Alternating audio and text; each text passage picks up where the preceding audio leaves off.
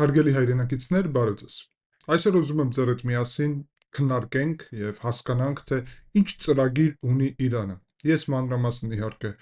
ուսումնասիրել եմ ռազմական գործողությունների սկզբից հետո եւ միջև էլ իրականում կային տարբեր տեղեկատվություններ դրա մասին, թե ինչ ռազմավարություն է ձևավորել Իրանը, որովհետեւ 2025 թվականի հունիսի 12 օրվա պատերազմից հետո Իսրայելի, որը վարում էր Իրանի դեմ եւ հիշում եք նաեւ Միացյալ Նահանգները Midnight Hammer հարվածներ հասցրեցին B2 ռազմավարական ուրեմն կործանիչներով Իրանի դեմ, միջուկային ծրագրի դեմ, հատկապես Ֆորդոյի մասին էր խոսքը, փողի տակ գտնվող այդ միջուկային ծրագրի, դրա այդ դեպքերից հետո Իրանը ձևավորեց նոր ռազմավարություն եւ այդ ռազմավարությունը ունի շատ կոնկրետ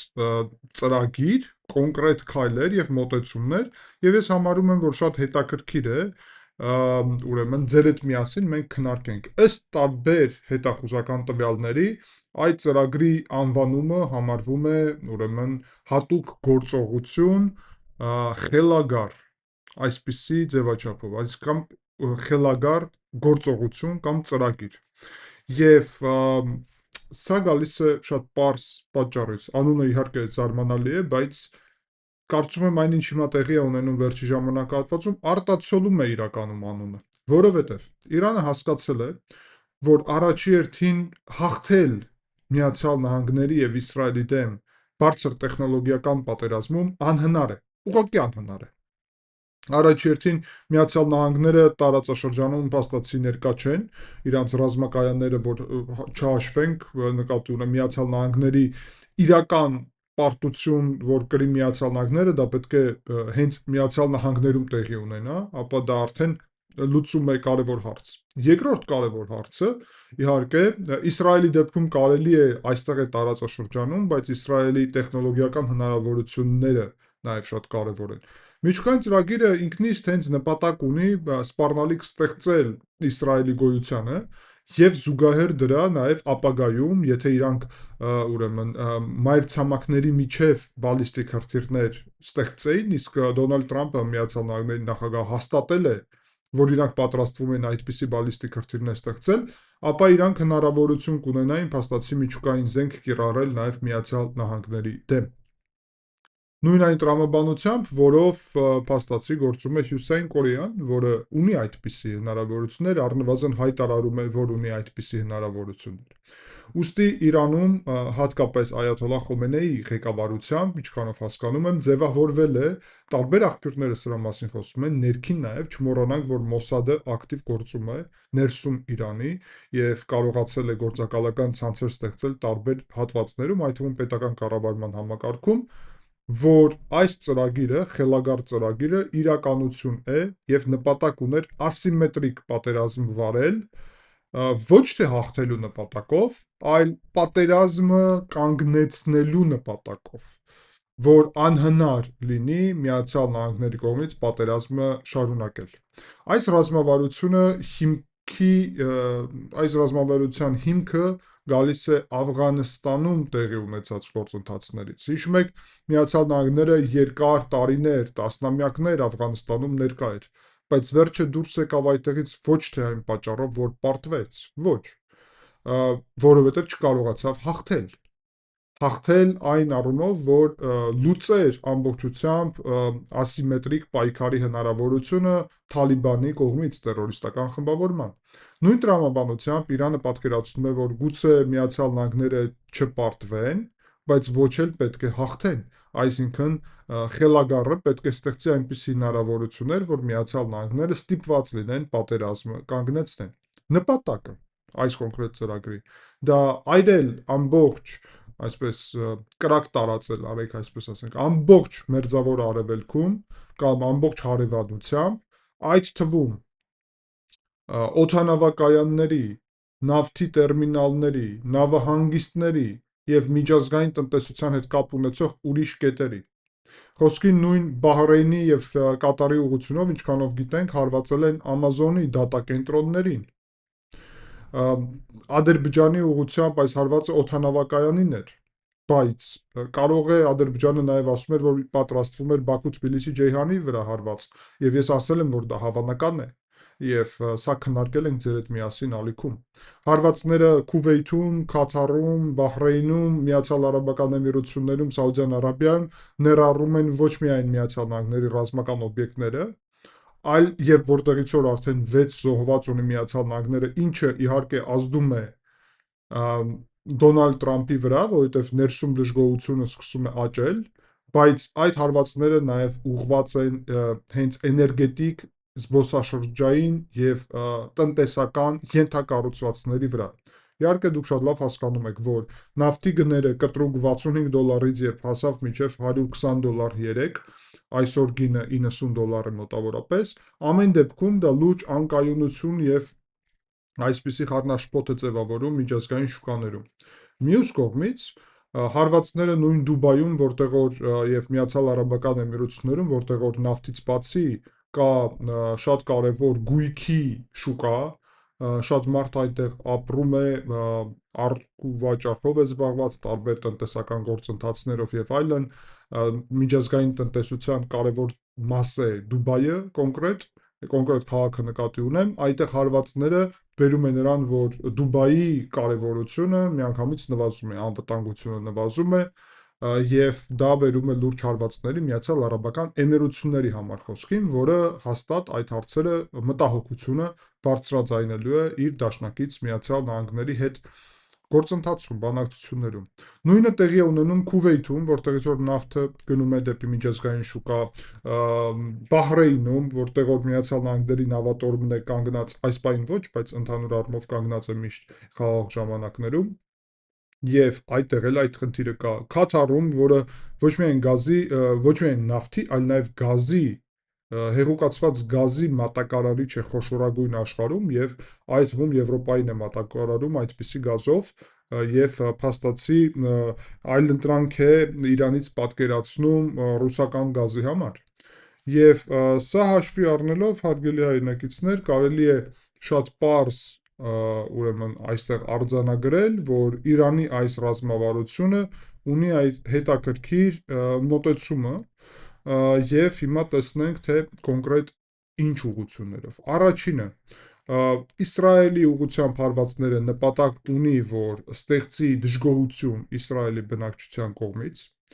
ամերիկյան ռազմականների վրա հարվածները ստեղծում է օրակարգ, որով գինը պետք է այս պատերազմի շատ թանկ լինի, ուրեմն սպիտակ տանը գտնվող աշխատակազմի համար կոնկրետ, այսինքն որ սա չլինի Վենեսուելայի պես այդպիսի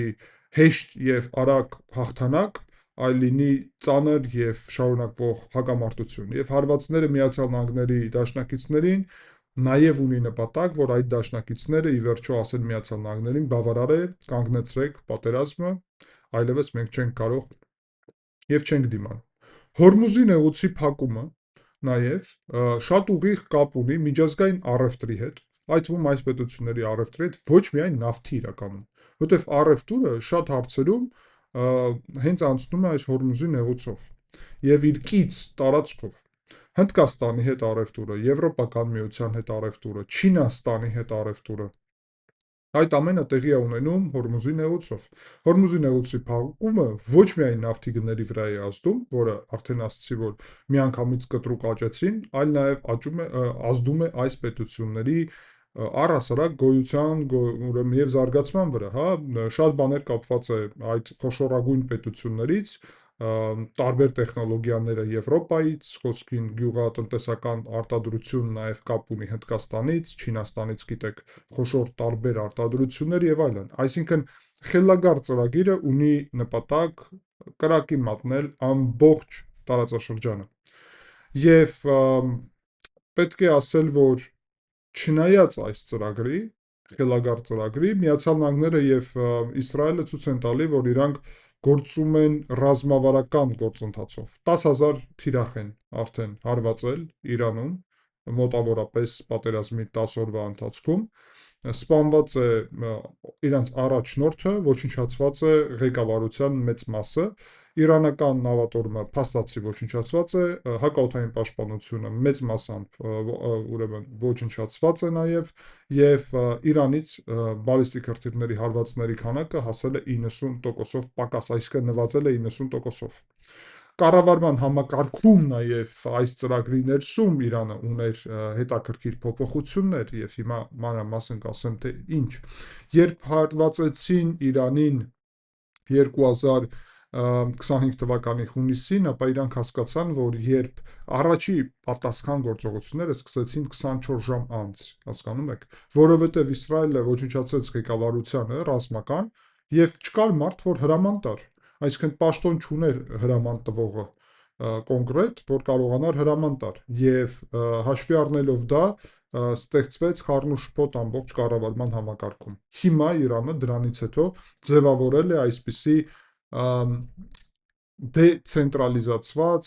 ապակենտրոնացված, այսպես ավելի հայերենով որ ճշգրիտ ասեմ, կառավարման համակարգ, եւ ապակենտրոնացված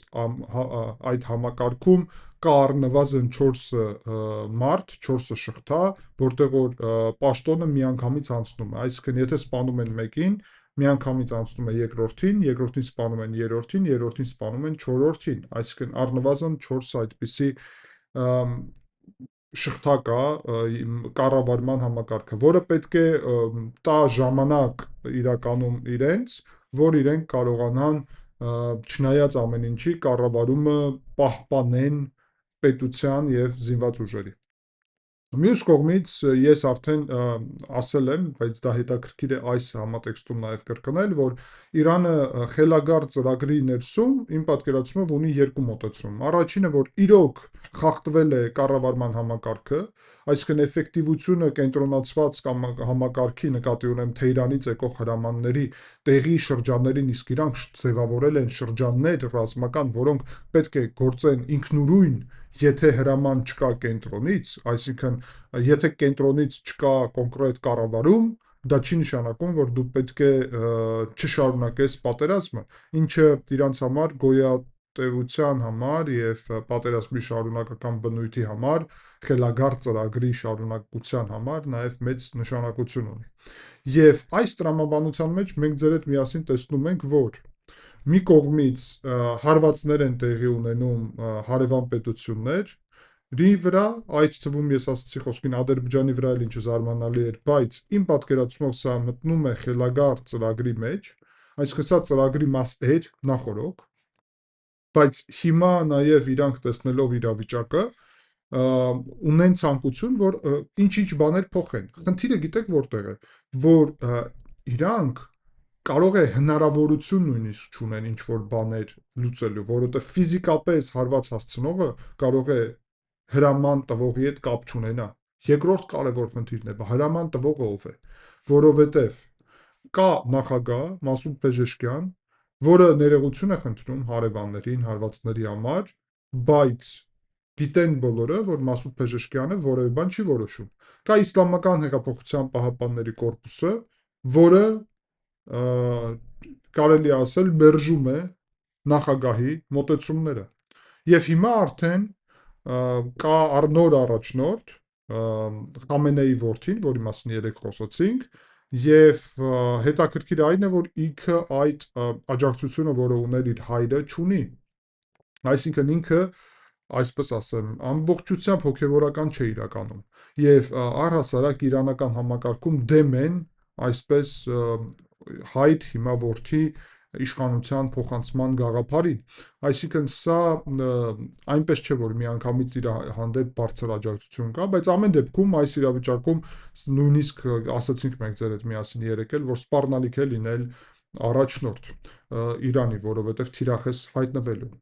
Այսինքն այստեղ մենք տեսնում ենք նախագահի եւ բանակի, մյուս կողմից Իսլամական հեղափոխության պահապանների կորպուսի առճակատում, ոնց հասկանում եմ Իսլամական հեղափոխության պահապանների կորպուսին տրվել է այդ ծրագիրը, խելագար, որը պետք է ուրեմն իրականացնեին այսպիսի լայնածավալ պատերազմի ժամանակ, խնդիրը գիտեք ինչու՞մ է, այդ ծրագիրը նախորոք է կազմված, ապա հաշվի չի առնում տարբեր եւ տարբեր նոր զարգացումները։ Եվ խոսքին ես կրկնեցի, որ հարվածները Նախիջևանի ուղղությամբ իրականում ավելի օգտակար հայտնվեցին Ադրբեջանի համար, քան հենց Իրանի։ Բայց հաշվի առնելով, որ կարող է նախօրոք այդ ծրագրում նշված էր, որ այս բոլոր հարևաններին հարվածեք, ոսկին հարվածներ չկան միայն արևելյան հատվածում հարևաններին, դա Պակիստանն է, դա Աֆղանստանը եւ դա Թուրքմենստանը, այդտեղ հարվածներ չկան։ Այս ճակատում, արևմտյան ճակատում, հարավային ճակատում բոլոր հարևաններին էլ հարվածել է փաստացի, բացի Հայաստանից, այս ճակատում մեկ-մեկ ասում են միայն Հայաստանին չի հարվածել, ու դա սխալ է, որովհետև այն ճակատում նաև 3 պետություն չի հարվածել, որոնց մասին նոր ասացի։ Ուրեմն այստեղից պետք է նաև հաշվի առնել, տեսեք, որ փաստացի երկիշխանություն կա Իրանում եւ այն մարդիկ, ով գործում են այդ ծրագրում,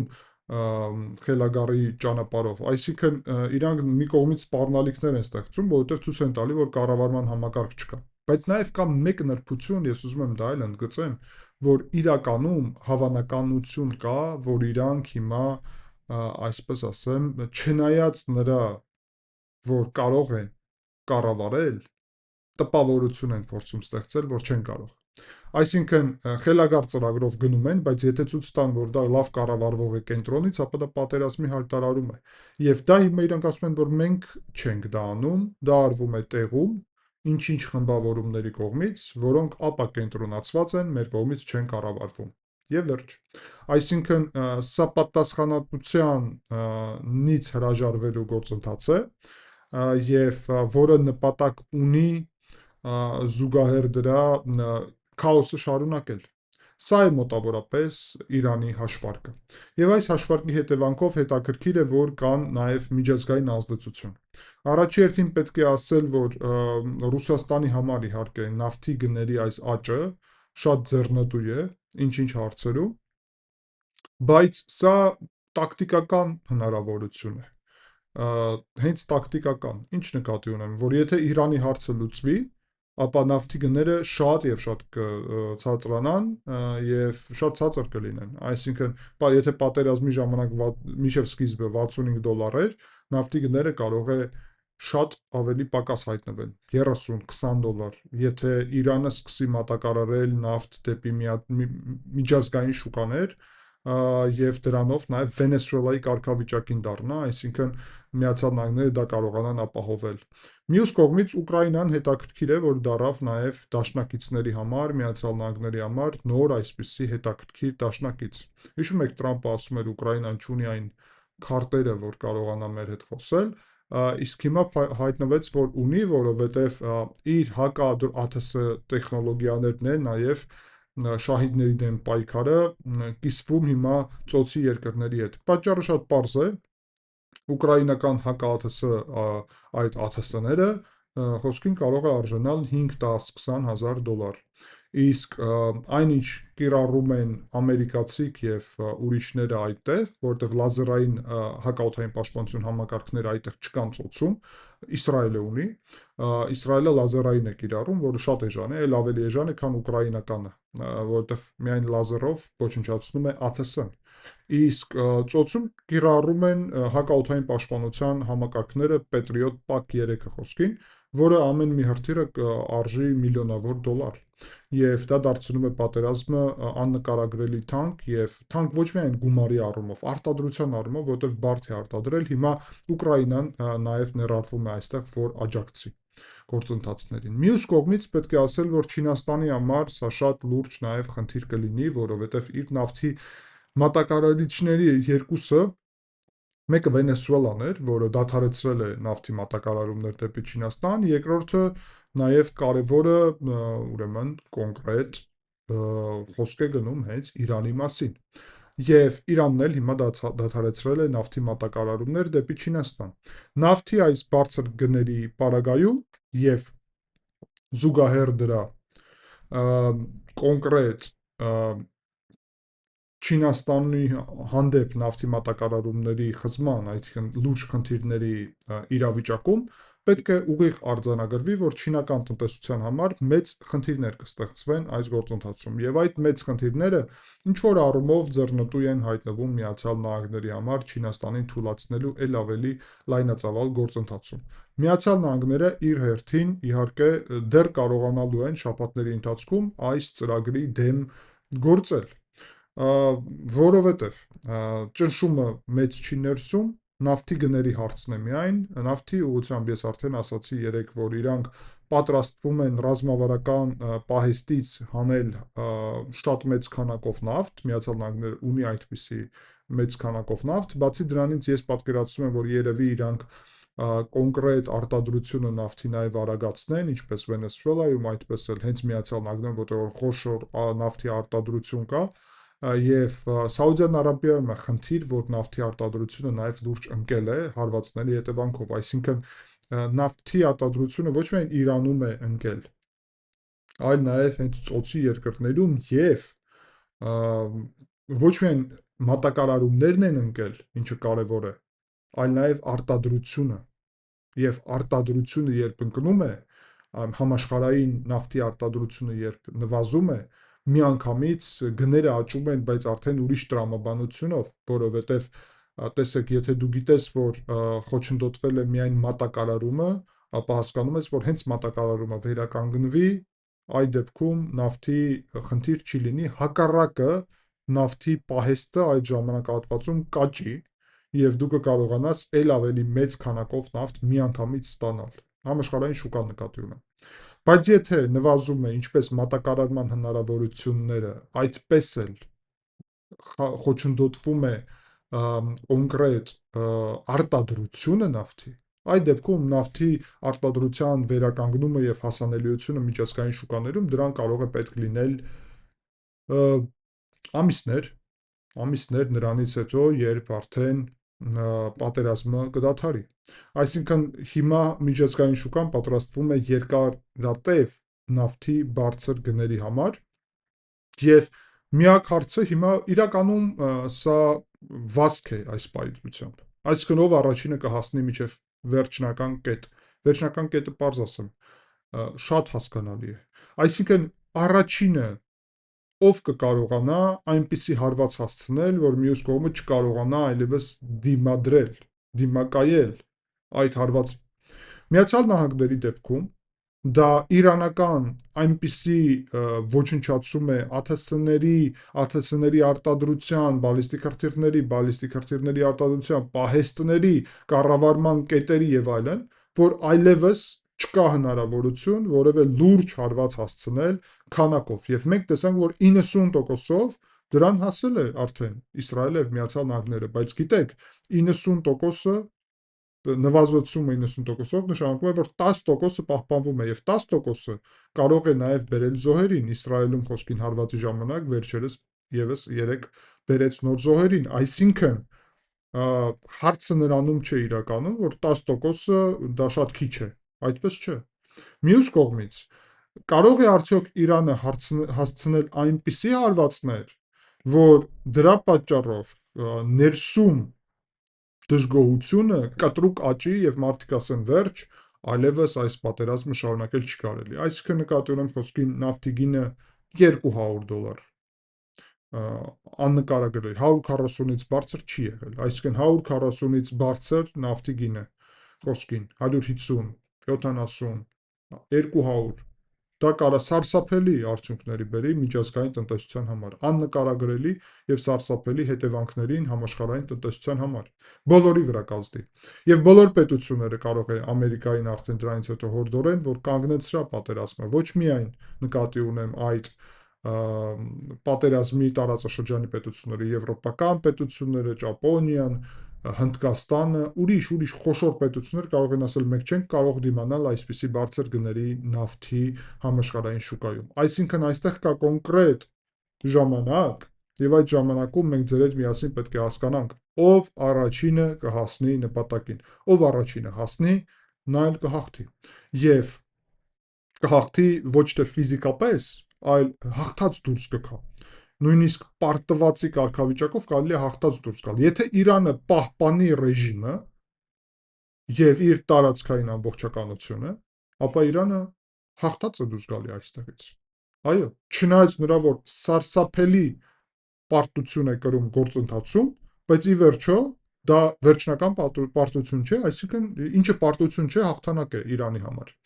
Եվ դա շատ ուղիղ եմ ասում, ուստի եթե Միացյալ Նահանգները չկարողանան ռեժիմը փոխել, ապա ռեժիմի այս հարվածները պարտություն չի լինի, որովհետև ռեժիմը հետո կունենա նոր ժամանակ եւ հաջորդ տարիների ընթացքում նորից կվերականգնի այս հնարավորությունները եւ ինչպես Դոնալդ Թրամփը ասել է, 5 տարի հետո կարող է նորից պատերազմում հայտնվենք, որովհետև այո, Իրանը ամեն ինչ կվերականգնի։ Այսինքն իրանք ուզում են այստեղ ցույց տալ, որ խելագարը նշանակում է մի կողմից, որ եթե մենք ենք խորտակվում, խորտակելու ենք բոլորին, դա է իրանց ծրագիրը։ Երկրորդը, մենք պատասխանատվություն չունենք մեր գործունեության համար, մեր քայլերի համար, դա էլ է խելագարի կարգավիճակը։ Եվ երրորդը, որ մեր նպատակն է գաղափարը փրկել, այսինքն իսլամական պետության գաղափարը։ Վերջ։ Մնացածը շենք, շինություն, զենք, մարդ, առաջնորդ, որևէ բան կապ չունի, որովհետև նորից կվերականգնենք, գլխավորը իսլամական պետությունը փրկելն է։ Իսկ Միացյալ Նահանգների համար գլխավորը ոչ թե շենք ու շինություններն են, այլ իսլամական պետությունը ոչնչացնելը։ Նկատի ունեմ Իրանի Իսլամական Հանրապետությունը, որը ինչպես Միացյալ Նահանգների պետդեպի քարտուղար Մարկո Ռուբիոն երեկ նշեց, ամեն ինչ շատ պարզ է։ Այստեղ կրոնական ֆանատիկոսների հետ գործ ունենք, որոնք ուզում են ունենալ միջուկային զենք, ինչը թույլ տալ չի կարելի։ Ամեն ինչ իրականում իրոք պարզ է եւ գիտեք, այստեղ իհարկե Հայաստանի կառավարությունը շատ ճիշտ մոտեցումներ ունի պաշտոնական առումով, բայց մյուս կողմից պետք է միշտ ասել, որ պատկերացրեք, եթե ուրիշ մեր հարևանները ունենային այդպիսի միջուկային զենք, պատկերացրեք, եթե ուրիշ պետությունները ունենային, այսինքն կարծում եմ առանց մանրամասնելու շատ լավ հասկանում եք ես ինչ նկատի ունեմ, ապա դա ինչքանով մեծ վտանգ կլիներ։ Նույն կարգավիճակն է, նույն տրամաբանությունն է իրականում եւ հաշվի առնելով այդ ամենը, այստեղ կա եւս մեկ նրբություն, որ խելագար ծրագիրը կարող է ուրեմն ներառել նաև Հայաստանը։ Չեմ ասում հենց հայկական պետությունը, նկատի ունեմ խոսքին Հայաստանի տարածքում Միացյալ Նահանգների դեսպանությունը, խոսքին եւ այլն, այսինքն մենք պետք է պատրաստ լինենք, որովհետեւ երբ որևէ մեկը իր ծրագիրը անվանում է խելագար եւ ասում է ես խելագար եմ, խելագարի կարգավիճակով եմ գործելու, այդ դեպքում ասել, որ պատասխանատվության հարց, որ մեր հաշվի կառնեն մեր հարաբերությունները, դա այդպես էլ չէ։ Թուրքիայի գլխի վրա եւս բալիստիկ հրթիռ են երեք խոցել, Թուրքիան Իրանին շատ է աջակցել, շատ եւ շարունակում է աջակցել։ Թուրքիայի ուղղությամբ դա անելը նաեւ խելագարի գործընթաց է, այլ ոչ թե կարամ այսպես ասեմ, որ սա նպատակահարմար է, չեմ ասի այդպես։ Եվ ինչպես նաև ծոցի ուղղությունով մի քիչ ավելի տրամաբանական էր, բայց ամեն դեպքում դա նաև ուրիշ ձև դրսևորեց։ Այսինքն Իրանի հիմա մոտեցումը տրամաբանական չէ։ Նման է Իրանը խորտակվող մարդուն, որը բոլորով իր կողքը նաև գտնվում են, բոլորից բռնվում է, որ բոլորի հետ միասին խորտակի կամ այդ բոլորը իրան փրկեն, որ ինքը չխորտակվի։ Սա կարծում եմ շատ ծանոթ է ձեզ։ Հասարակ տրամաբանություն է եւ սա այսպիսի փրկվելու ինստինկտ է եւ Իրանը հիմա շարժվում է այդ ինստինկտով, ուստի Իրանը շատ հիմա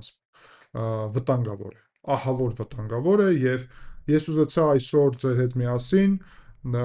պարզաբանեմ ռազմավարությունը եւ հասկացնեմ նաեւ թե ինչ կոնկրետ ինչուն եմ ես նայում,